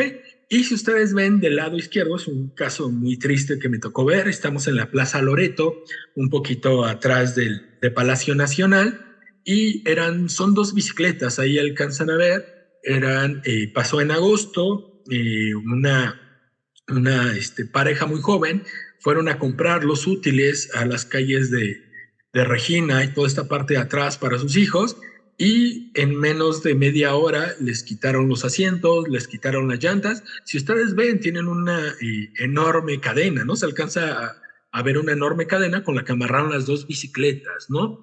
Entonces va a ser algo bastante común el robo para tener estos vehículos. En el caso del centro histórico, mandaron a diseñar este mobiliario que es bastante inútil, porque si ven, el alma es solamente una pieza de alambrón. Entonces, muchos de aquí saben dónde romper la pieza, ¿no? Entonces, golpeas, se zafa la pieza del alambrón y te llevas la bicicleta, ¿no? Entonces va a ser algo bastante complicado. Las otras que son como cruces de la Ciudad de México, pues dan una mayor seguridad. Pero el problema del robo tiene que ver con el valor de las bicicletas que no se toman en cuenta y con el hecho que no se ha incentivado la posibilidad de tener estacionamientos que pueden ser privados, o sea, que parte de estos estacionamientos que hay a lo largo de la ciudad te ofrezcan el servicio para resguardar la bicicleta y a lo mejor pagues una parte, ¿no? Para que ellos te la cuiden. Y bueno, el robo es un poco para ir recordando esta parte. Está el caso en el 2015, ¿no? Del embajador alemán que le robaron su bicicleta. Fue un evento al Palacio de Bellas Artes, la deja amarrada afuera y se roban una bicicleta de 40,000 pesos, ¿no? Entonces, esto va a ser bastante común y es un problema de contexto. ¿Y qué pasa con la parte económica? ¿Es viable tener una bicicleta? O sea, sí, muchos de los puntos que se revisan es que te sale más barato. Ok, en el caso que nosotros estuvimos trabajando, el gasto diario, si yo fuera al trabajo o cubriera este recorrido, nada más utilizaría el metro. Entonces necesitaría un boleto de ida y uno de regreso. Entonces gastaría yo 10 pesos de manera cotidiana. Yo diario gastaría 10 pesos en esta movilidad. Entonces, en un semestre yo gastaría 960 pesos. Ahora, ¿cuál es el gasto promedio? Lo que indica un poco los manuales es que cuando tú has rodado más de 3,000 kilómetros, le tienes que dar mantenimiento y limpieza y está en un promedio de entre unos 500, 800 pesos que tienes que pagar. En estos recorridos puedes tener fallas mecánicas menores, que puede ser una cámara punchada, tienen que ajustarte los frenos, calibrarte los rines, que no es tan caro, pero también fallas más grandes por si se te llega a fisurar el marco de la bicicleta, que sería algo caro, los cambios de las tijeras, que es lo que sostiene las llantas. Entonces, en la Ciudad de México, que tenemos un transporte subsidiado, entonces el costo de viajar en bicicleta no se vuelve tan redituable. Posiblemente en el Estado de México, donde es muy caro el transporte, valdría la pena medir y un poco regreso al primer mapa que vimos de la zona metropolitana. Por ende, la gente que vive en la parte norte, en las orillas, entre Hidalgo y la Ciudad de México, se mueve mucho en bicicleta, porque es muy costoso. O sea, tenemos que el transporte anda como en 12 pesos y no es una tarifa única, sino va aumentando en función al kilometraje. Entonces, esa parte de movilidad pues podría un poco justificarse económicamente. ¿Qué pasa con la parte social? Algo que también nos venden mucho con esta lógica de la cultura ciclista tiene que ver con si se genera comunidad o no. Entonces, si le preguntamos a una vendedora de ambulante, ella nos dice que sí se genera comunidad porque ella tiene una ruta, empieza a conocer los vecinos, ya tiene sus marchantes y se vuelve parte, ¿no? del barrio y de las actividades que dan en el barrio. Un ciclista de ruta nos dice que sí, porque cuando entrenas hay grupos en específico, ellos se van ubicando en diferentes puntos de la ciudad, ellos van a competencias, se van a rodar en las carreteras, hacen viajes y entonces él participa en muchas actividades comunitarias. Entonces sí hay comunidad. Un estudiante universitario también lo ve desde la parte recreativa, donde él dice que los grupos ciclistas hay páginas donde se hacen rodadas, está el paseo dominical y bueno, interactúas y visitas. Pero si ven ustedes, este proceso tiene que ver más con actividades deportivas, recreativas, pero en la parte laboral un oficinista nos dice que no hay tanta comunidad, porque él es el único que él y otra persona se van en bicicleta, tienen diferentes rutas y bueno, sí hay como cierta cordialidad, el saludo a otros ciclistas, pero no hay una mayor interacción, ¿no? Entonces, socialmente se generan diferentes formas de acercamiento entre los usuarios. Algunos consideran que no hay tanto acercamiento, sí hay un proceso de convivencia, pero otros consideran que se empieza a generar comunidad y se empieza a generar en algunos casos barrio, principalmente en una escala mucho más pequeña. ¿Qué problemas tenemos desde la parte cultural? ¿Hay problemas de cuestión de género? Sí, le preguntamos a algunas ciclistas y bueno, una nos comenta, ¿no? Nos dice que va al trabajo, un taxista saca la mano, la quiere manosear y él la tira, ¿no? No sabe si de manera intencional o simplemente al momento de tocarla, la saca de equilibrio y la tira, ¿no? Cosa que no debería ocurrir. Eh, Otras nos dicen, ¿no? Que se detiene y llegan hombres y le quieren hacer la plática y hacen incómodo su recorrido porque generan un proceso a la que ella no quiere, ¿no? Y tiene que estar soportando. Algunas otras entrevistadas nos dicen que sí es molesto, sí hay gritos, sí hay insinuaciones, pero sigue siendo menor al transporte público. Entonces, de ahí la preferencia dentro de la bicicleta. Hay un grupo muy alto de mujeres que se mueven principalmente en la Roma y una cultura ciclista en la Roma. Lo podemos ver como una colonia ciclista de mayor respeto que en diferentes partes de la ciudad, y aún así dentro de las entrevistadas consideran que sigue siendo un espacio no tan viable, ¿no? Dentro de esta lógica. ¿Qué pasa con el tema de prejuicio? Desde la parte de clasismo, pues hay algunas frases que te dice, ¿no? Entonces alguien me dice, si no te alcanza para un carro, no estorbes, pinche jodido, ¿no? Entonces da un señalamiento que la movilidad en bicicleta tiene que ver con cuestiones de marginación. Entonces, otro ciclista nos dice que lo mojaron con un charco, ¿no? Que es algo que algunas personas consideran gracioso, no solamente a ciclistas, sino a peatones. Frases que te gritan como naco, como indio, sigue siendo parte del entorno y del contexto cultural que se vive. Bueno, ya cerrando esta investigación, regreso un poco a las primeras preguntas. Y bueno, dentro de estas primeras preguntas, ¿es la bici solo es un medio de transporte? Yo considero que no. O sea, si seguimos restringiendo a la movilidad ciclista o ver las interacciones que ocurren en estos equipamientos o en esta o en este tipo de movilidad no motorizada, pues estamos solamente eh, identificando una parte del problema, que son las personas que van de origen-destino, pero hay que tomar en cuenta todos estos procesos de interacción, los otros vehículos que tenemos, el hecho que gente trabaja en el momento de la movilidad, eso es bastante importante. Seguimos teniendo patrones, ¿no? De generar ciclovías sin tomar en cuenta que en esa misma ciclovía hay gente que va, que lleva un triciclo, tenemos bicitaxis, tenemos el ciclotaxi. Entonces, tenemos diferentes tipos de vehículos que tienen que convivir de manera cotidiana y se tiene que utilizar la calle. Entonces, no podemos restringirnos solamente a generar una movilidad ciclista, sino a generar reflexiones que tengan que ver más con un proceso de convivencia de diferentes actores que ya no están motorizados,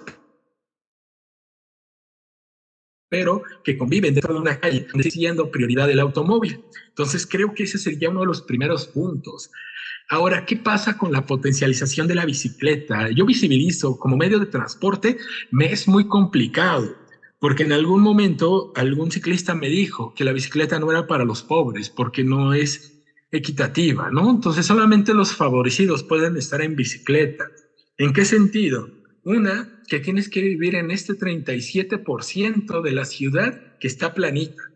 Entonces, si vemos los mapas de marginación, normalmente la gente de bajos recursos o se subieron de manera irregular a las partes de los cerros y las montañas que limitan la parte sur y la parte norte de la Ciudad de México, en la Sierra de Guadalupe y todos estos lugares, o se tuvieron que ir por el problema de la vivienda y de la inequidad social y se tienen que ir hasta las orillas de la zona metropolitana, teniendo que viajar en transporte público más de 30 hasta 50 kilómetros para poder trasladarse a un trabajo en la ciudad.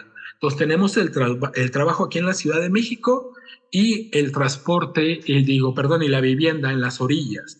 Entonces sí se vuelve, a este nivel de movilidad, se vuelve muy complicado Al nivel de una movilidad local, sí, pero para esa movilidad local no requerimos ciclovías. Y entonces contesto la última pregunta. ¿Qué veo con la importancia? ¿Por qué le apostamos a la infraestructura? Yo creo que tiene que ver más con un sistema simbólico de generar una ciudad que parezca una ciudad incluyente, que parezca una ciudad sostenible por medio de la infraestructura y por medio del equipamiento. Pero en realidad sigue siendo una ciudad con 1% de movilidad, porque no estamos apostando a la parte de la cultura. Y un poco termino con esa frase del Lefebvre que nos dice que en la vida cotidiana predominan dos cosas, que es el saber y el deber. ¿Qué significa esto? Que primero tenemos que tener el conocimiento y el conocimiento nos lleva a la responsabilidad para hacer una construcción social. Entonces tenemos que apostar a la educación para, con la educación, sensibilizar a la población que está en bicicleta y no está en bicicleta para una convivencia. Todo aquel que fluye en la calle debe tener muy en claro cuáles son los patrones, los procesos de convivencia para que tengamos una movilidad sana, ¿no? El derecho a la movilidad que se menciona al inicio de la conferencia, ese derecho genera ciertas obligaciones por todos, no solamente por el automovilista, sino por el ciclista, el peatón. Entonces, si nosotros generamos o identificamos este conocimiento, lo sensibilizamos y nos responsabilizamos, en ese momento generamos un proceso y una construcción social que nos lleva más a la parte de la cohesión. Y bueno, este es un poco de las estrategias, este es un poco el esquemita donde le seguimos dando prioridad, ¿no?, a las redes de ciclovía.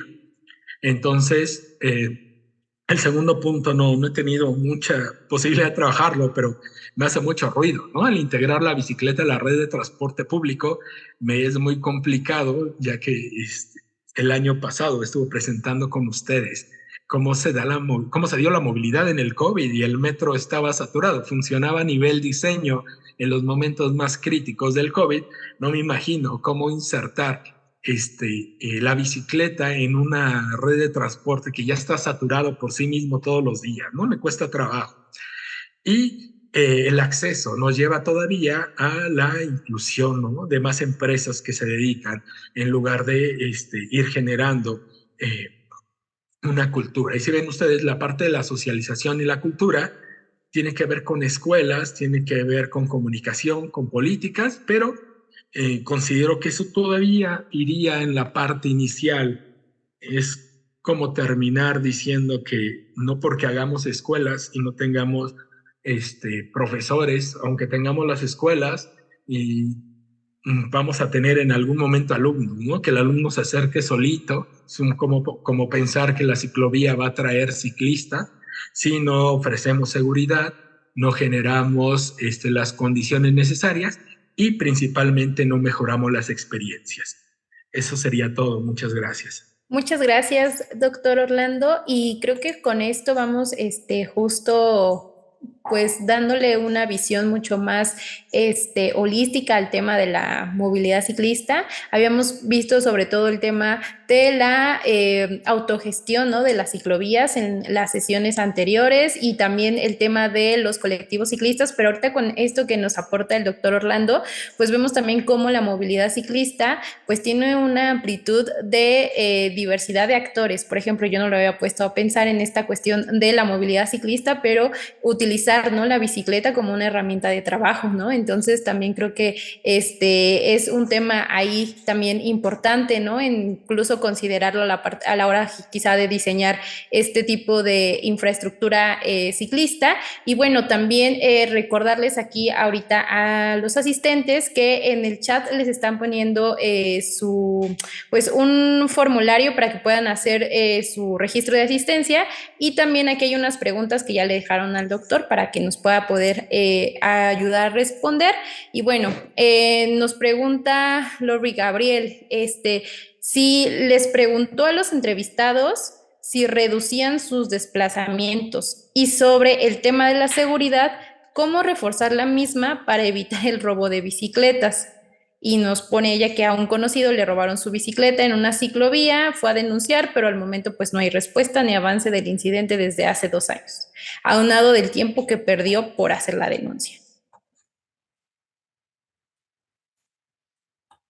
A ver, creo que le voy a volver a dar aquí como ya está. Ya quedó. Ya quedó, sí.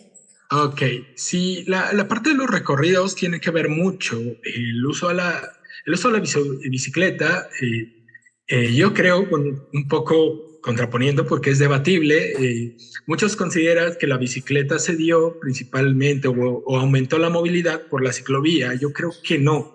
Yo creo que la movilidad aumentó por el miedo al contagio del COVID y al hecho de que el transporte público de pronto se empezó a saturar más en el 2022, que empezamos poco a poco a regresar a las actividades, y eso generó que una de las políticas fuera la inserción de la ciclovía, ¿no? Está un poco ahí debatible en el asunto, y la posibilidad de moverse, pero la movilidad en la parte local, o sea, moverte para ir a la tienda, para ir al mercado, para hacer actividades a nivel barrial, es bastante común. En el centro, esa movilidad se da mucho, principalmente porque el centro es muy complicado, porque hay mucha gente. Entonces, los recorridos que se fueron mapeando y a las personas que le fuimos preguntando, pues muchos hacían referencias principalmente a nivel local. Y algunos tips, bueno, lo que nos decía un mecánico, que lo mejor para que se mantuviera o para evitar que te roben la bicicleta es como el imaginario de la custodia. Esa parte me gustó, y es que las bicicletas no se amarraran en ese equipamiento, sino se ubicaran enfrente de negocios que tienen grandes vitrinas, porque ya sea que lo ocupes o no, tú lo estás vigilando, ¿no? Si tú estás en un café y te ubicas enfrente y estás viendo tu bicicleta, pues la estás revisando. Pero si tú vas a otros lados, o sea, lo que él decía el mecánico, es que si vas a una plaza comercial, no la dejes en la plaza, sino lo ubiques cerca de un lugar o en una calle secundaria donde parece que hay puestos y hay una afinidad más local. Entonces, el asaltante ya dudaría un poco más porque no sabría si tú estás en ese local, si tú estás en esa casa, y entonces eso te daría un poco más de seguridad. Aunque sí es bastante común que te detengan en la ciclovía. Otro de los problemas son los horarios. Conducir ya sea muy temprano o muy tarde, pues también las calles están muy solas, y eso también podría propiciar algún tipo de problema en cuanto a la parte delictiva. Bueno, y aquí también le hacen otra pregunta. Pablo Castillo dice, regresando al tema de los costos de la bicicleta, ¿qué tanto es necesario contar con programas de apoyos o subsidios para poder adquirir una bicicleta? ¿Existe ya algún programa de apoyo? Esto debería ser complementario a la construcción de infraestructura para el impulso de la movilidad ciclista. Y por último, ¿qué tanto podría beneficiar el impulso de las bicicletas eléctricas para sustituir y disminuir el uso de motonetas? ¿Es una opción viable? Estas son las preguntas que hace Pablo. Ok, gracias, Pablo.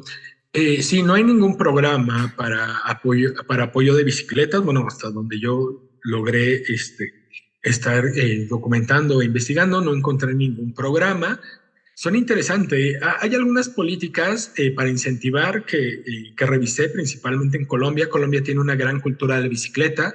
Comenzó en los años 70, entonces casi tienen 50 años en esta lógica, y tiene que ver con el incentivo. O sea, que es que tú puedas dejar la bicicleta en diferentes, ellos les llaman alimentadores, que serían como estaciones del Metrobús, que son nodales, no sé, como algo parecido que tenemos nosotros es en la estación de Buenavista, donde sí hay un lugar para guardar las bicicletas, pero nada más tenemos ese y el de la raza, y por ahí hay otro regado.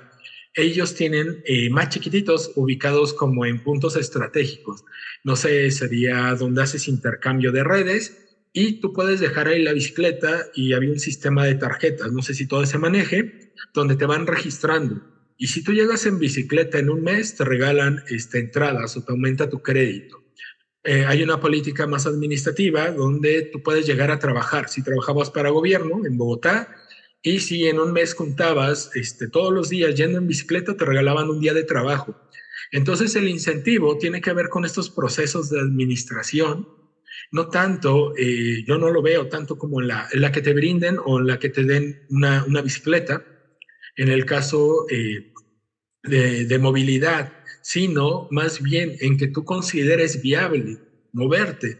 Pero si tú haces mucho tiempo en el trabajo, es más bien mucho tiempo para llegar al trabajo, o la ciclovía va a la par de lo que tú vas en el Metrobús, pues en realidad no hay un beneficio económico, ¿no? Porque tendrías que trasladarte en la misma distancia, sino se tendría que buscar ciclovías en zonas más alejadas donde se volviera más pertinente, ¿no? Así como no tengo cómo moverme aquí, pues entonces uso la ciclovía, pero si la ciclovía va a la par del transporte público, pues está compitiendo por sí mismo y aún así la ciclovía es más viable porque no va tan apretado, ¿no? Entonces, yo creo que las políticas tienen que ir más a la parte de la educación, a ir trabajando desde el nivel infantil. O sea, en el año que yo he estado recorriendo, solamente vi 2 niños propiamente en recorridos de bicicleta, los dos en el centro histórico y los dos en la parte laboral. O sea, eran chavitos de 12 años que ya estaban trabajando y la bicicleta era su medio para trabajar o llevar mercancía. Uno de ellos estaba llevando artesanías a un tianguis. Entonces, solamente es la única manera de visualizarlo, pero si empezamos una educación, una cultura de la bicicleta desde niños, pues esto ayudaría un poco a bajar los índices. Recuerden que somos uno de los, creo que todavía somos el primer país con el más alto índice de obesidad infantil. Entonces la bicicleta puede ser una alternativa tanto de movilidad como de la parte de salud. Entonces, yo lo veo más desde la parte social, no tanto en incentivar la infraestructura o incentivar el dar la bicicleta en sí, sino apreciarla y generar un contexto que te permita utilizarlo de la manera más segura. Y bueno, aquí también le hacen otra pregunta, es Cecilia Guadarrama nos dice, doctor Ipiña, si en algún momento consideró en la información recabada el punto de vista de otros usuarios de la vía pública, motos, autos, respecto de cómo ven a los usuarios de bicicletas, e independientemente de esto, ¿por dónde empezar concretamente a incidir en la educación para cumplir con el objetivo de que la calle es de todos? Campañas generales, que el tema se haga de discusión cotidiana, y pues también lo felicita por la presentación. Muchas gracias. Sí, sí lo tomé en cuenta. Ya cuando estamos, un estudio etnográfico significa que tú vas entrando poco a poco al área de estudio y de ahí tú empiezas a generar tus variables en función a las constantes que te encuentras. Es un poquito más complicado que un método cuantitativo. Entonces ya cuando estás inserto en el área de estudio y empiezas a identificar otros actores y empiezas a ver los problemas por cuestiones de civilidad, o sea que no, el ciclista obviamente ve como enemigo al automovilista porque se mete, pero el automovilista ve que el ciclista no cumple y te frustra mucho, ¿no? El saber que en primera no lo van a infraccionar, en segunda él puede brincar hasta el semáforo y no hay ninguna manera de que sea culpado por eso, y entonces se genera una frustración, ¿no? Bastante fuerte. Entonces cuando empiezas a ver que el problema es cívico, entonces sí, quieres ampliar la investigación, ¿no? Obviamente, la visión de los automovilistas, pues nos daría otro panorama, la de los peatones, la de la persona de la tercera edad, los mismos comerciantes, cómo ven, pero ya no daba mucho, ¿no? Entonces se empieza a complejizar la investigación, pero sí considero importante. Creo que un poco lo que aprendí con esta investigación es a lo que llegas tú, ¿no? Es un problema cívico, es un problema de derecho. Entonces el derecho de la movilidad es un derecho de todos, por ende todos estamos obligados y tiene que ver a visibilizar si conocemos un poco las normas. Me centré en la parte de los ciclistas, pero pues esto da como para investigar si los peatones de manera general conocen sus derechos, pero también sus normas, ¿no? El saber que te tienes que cruzar en la cebra solamente, saber que no puedes cruzar a media calle, que no puedes bajar sobre el pavimento. Es bueno identificar todas esas reglas y esos elementos de civilidad, pues nos empieza a dar una idea. Y sí, creo que tiene que ver un poco con el conocimiento. Primero debes conocer para antes de sensibilizar. O sea, no puedes sensibilizar si la gente no sabe lo que habla o de lo que estamos tratando. Creo que eso es como importante. O sea, si tú buscas sensibilizar a un ciclista que se mete en el carril del Metrobús, pues él te va a dar una justificación por qué lo hace. Él puede decir, bueno, yo soy un ciclista de alto rendimiento, yo voy más rápido que el Metrobús, yo estoy seguro, y entonces él va a justificar.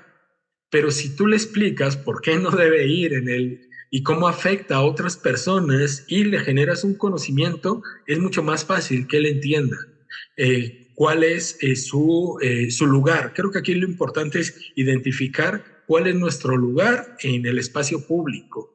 Y ese lugar, pues, obedece a un proceso de convivencia y reglas que tenemos que mantener. Y bueno, creo que ya por último hay una pregunta que se repitió como constantemente, de hecho en el chat causó ahí incluso hasta un debate de qué tanto protegen, ¿no?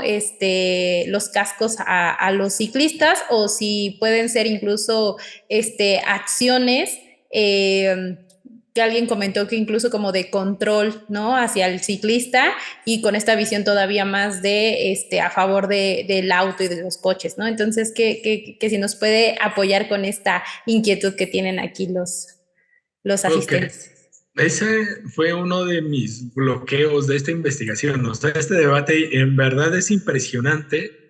Fue un momento así como que primero fui con artículos científicos, luego fui a blog, luego entré a páginas de ciclistas y es complicadísimo la parte del casco porque sí hay muchas posturas.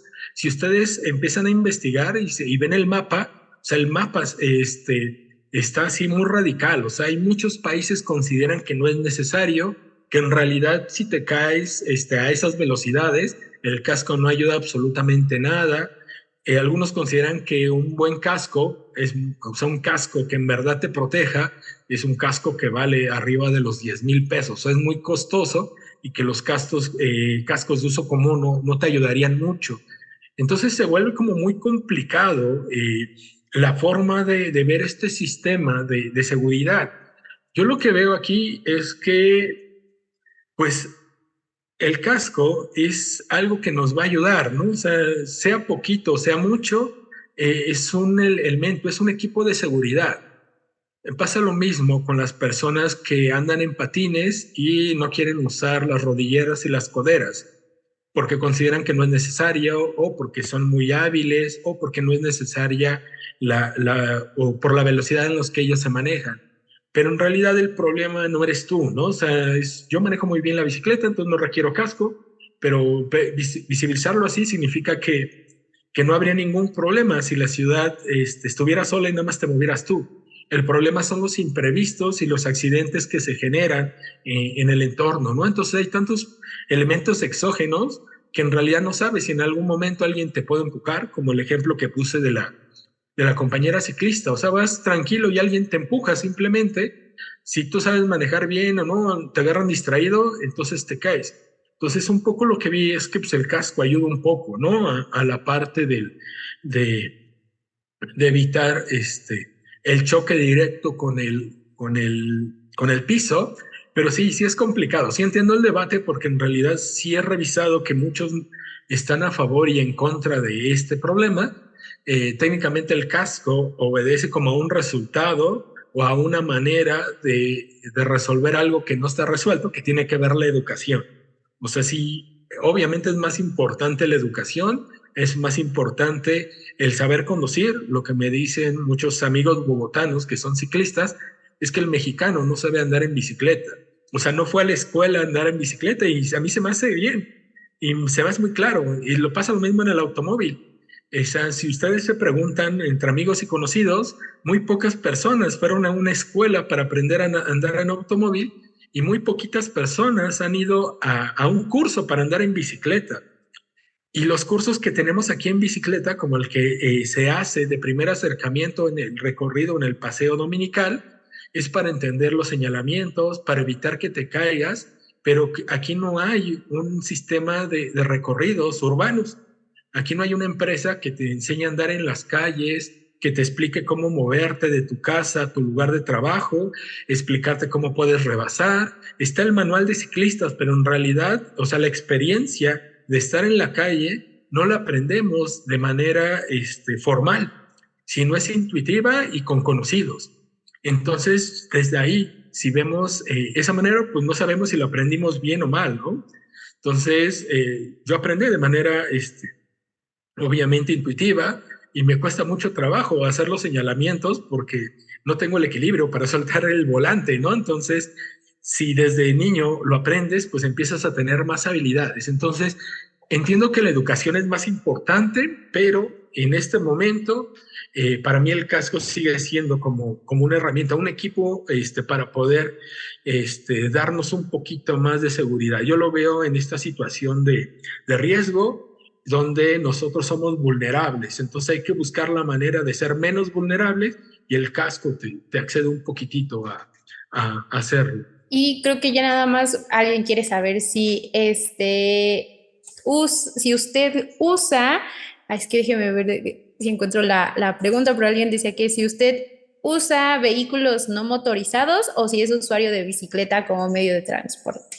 Sí, esta es la parte interesante. Esta es una investigación que disfruté mucho porque, por eso la enmarqué dentro de la etnografía, porque los recorridos los realicé yo, ¿no? Entonces, la investigación nace al momento que me solicitan regresar de manera presencial a dar unas clases en la parte sur de la ciudad. Me daba mucho miedo el transporte público porque había mucha gente y un poco había trabajado el año pasado sobre el hacinamiento y el COVID en el centro histórico, y entonces volví a utilizar la bicicleta como una alternativa. Esta investigación sigue avanzando un poco, quiero también trabajarla con otros compañeros desde el aspecto médico y voy mapeando la parte de la cuestión de salud, ¿no? Si he logrado o ha mejorado mi salud en el uso. Casi llevo un poquito como año y medio utilizando la bicicleta como medio de transporte de manera cotidiana, y sí soy más usuario. Y de los otros modos, pues no. Ni patín del diablo, ni patines, ni bicicleta. Digo, ni patineta, solamente bicicleta. Pues muchas gracias, doctor, por la participación en este ciclo. Creo que igual la investigación que nos está presentando nos da también esta perspectiva de analizar, pues ahora sí que la movilidad ciclista con este enfoque desde la etnografía y también incluso pues tener ahí participación dentro del mismo estudio. Entonces, pues muchas gracias por su aporte y también comentarles, bueno, nos están diciendo que si nos puede dejar algún contacto aquí en el chat. Ok, sí, claro, con mucho gusto. Les dejo mi correo por si alguien gusta seguir hablando sobre ese tema. Voy dejando mis datos en el chat. Y bueno, nada más igual recordarles a quienes estuvieron asistiendo a estas tres sesiones que el día de hoy pueden mandar su carta motivos todavía para tomar el taller mañana de infraestructura ciclista.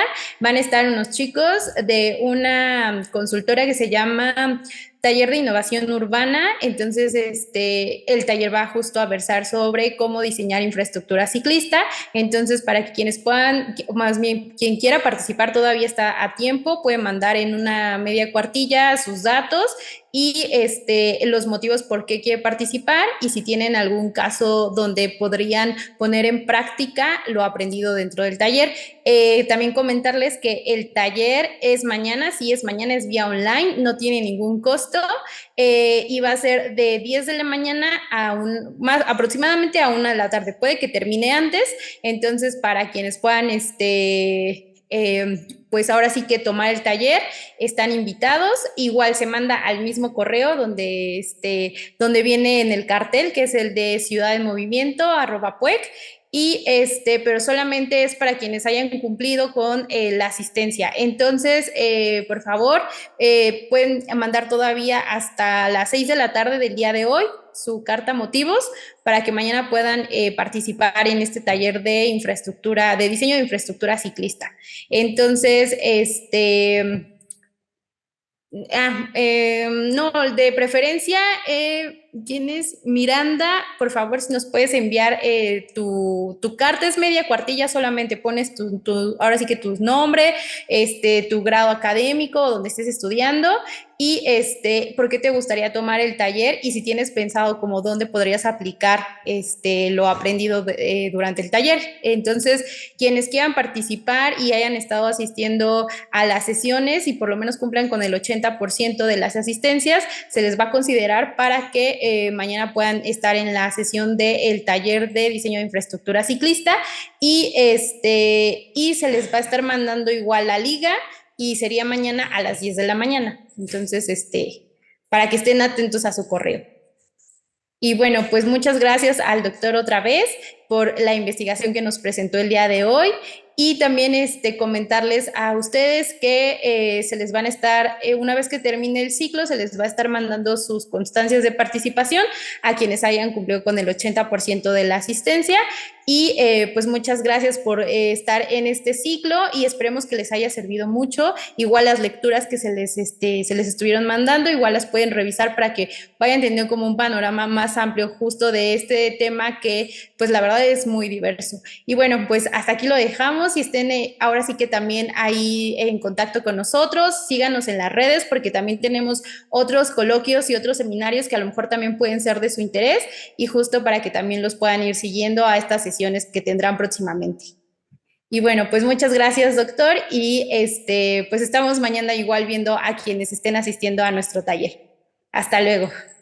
Hasta luego, buen día a todos.